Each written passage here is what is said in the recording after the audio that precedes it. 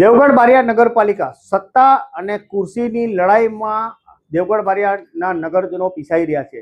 પાયાની સુવિધા, પ્રાથમિક સુવિધા જે નગરપાલિકા દ્વારા તેમને પૂરી પાડવાની પ્રાથમિકતા છે તે નગરપાલિકામાં અંદરો અંદરની ખેંચતાણ હવે જગ જાહેર થઈ છે। થોડાક જ દિવસ પહેલા ભાજપના જ બળવાખોર સભ્યો, કોંગ્રેસના સભ્યો અને અપક્ષના સભ્યો મળી વર્તમાન પ્રમુખ ધર્મેશ કલાલ સામે બળવો પોકાર્યો હતો અને આક્ષેપ કરવામાં આવ્યા હતા કે પાયાની સુવિધાઓનો નગરપાલિકામાં કામ થયા નથી, નગરજનોને હાલાકી થઈ રહી છે। તેનો હવાલો આપી પ્રમુખની સત્તા પલટાવી નાખી હતી। તેની જગ્યાએ ભાજપના બળવાખોર પ્રમુખ તરીકે જાહેર કરવામાં આવ્યા હતા। મામલો હાઈકોર્ટમાં પહોંચ્યો અને હાઈકોર્ટમાંથી ભાજપના મેન્ડેટ પર ચૂંટાયેલા ધર્મેશ કલાલને રાહત મળી હતી। હવે સામાન્ય સભા યોજવાની વારો દેવગઢ બારિયા નગરપાલિકામાં આવ્યો તો પહેલાથી જ અંદેશો હતો કે આ સામાન્ય સભા તોફાની બનવાની છે અને અંદેશો અને ધારણા બિલકુલ સાચી પડી હતી। સામાન્ય સભામાં ચર્ચાચર્ચીનો માહોલ જોવા મળ્યો હતો, આક્ષેપ પ્રત્યાક્ષેપોનો દોર જોવા મળ્યો હતો। દેવગઢ બારિયા નગરપાલિકાની સામાન્ય સભા 10:45ના રોજ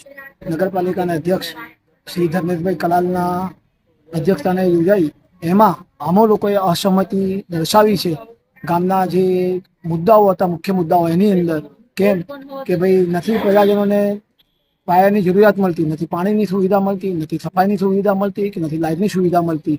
એમાં પ્રજાજનોના ટેક્સનો દુરુપયોગ થઈ રહ્યો છે અને પ્રજાને ઘોર અન્યાય થઈ રહ્યો છે। એના માટે અમે અમારી અસંમતિ આજે દર્શાવી છે। અમે એવું વિચારીએ છીએ કે નગરપાલિકાના સદસ્યો નગરપાલિકા ચલાવે છે કે નગરપાલિકાના કર્મચારીઓ નગરપાલિકા ચલાવે છે એ અમને સમજણ પડતી નથી। પ્રજા ટેક્સ ચૂકવે છે, એની સામે સુવિધા આપે, પ્રજાનું સ્વાસ્થ્ય જળવાઈ રહે, લાઇટની સુવિધા મળે।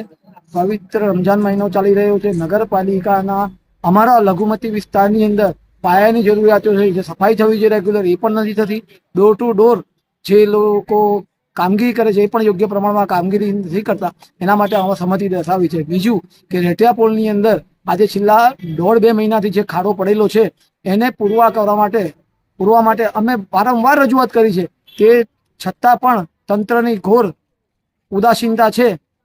એ કેમ છે એમને સમજણ નથી પડતી। અમારા પ્રજાજનોને ન્યાય મળે એવી અમે આશા રાખીએ।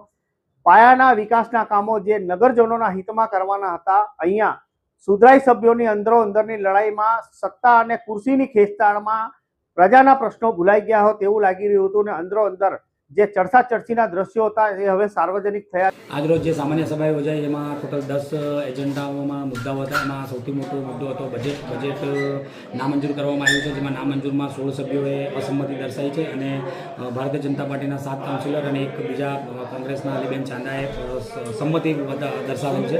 આમ નામંજૂર થતાં આવનાર સમયમાં પ્રાથમિક સુવિધા દેવગઢ બારિયા વિકાસના કામ સાથે પ્રાથમિક સુવિધાઓ પણ હંમેશા માટે જ્યાં સુધીનું નિરાકરણ નહીં આવે ત્યાં સુધી બંધ થઈ જશે અને તેની જવાબદારી એકલી નગરપાલિકા પ્રમુખની રહેતી નથી।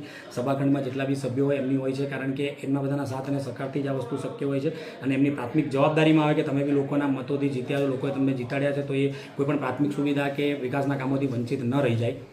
દેવગઢ બારિયાની જનતા અને ત્યાંના રાજકીય સમીકરણો, રાજકીય વિશ્લેષકો પણ વિચારતા થઈ ગયા છે કે આનો અંત ક્યારે થશે। હવે દેવગઢ બારિયા નગરમાં ઘણી ખરી પાયાઓની સુવિધા, વિકાસના કામો આ સત્તાની લડાઈ અને ખેંચતાણમાં અટકી ગયા છે। હવે આ સામાન્ય સભા તોફાની બની હતી।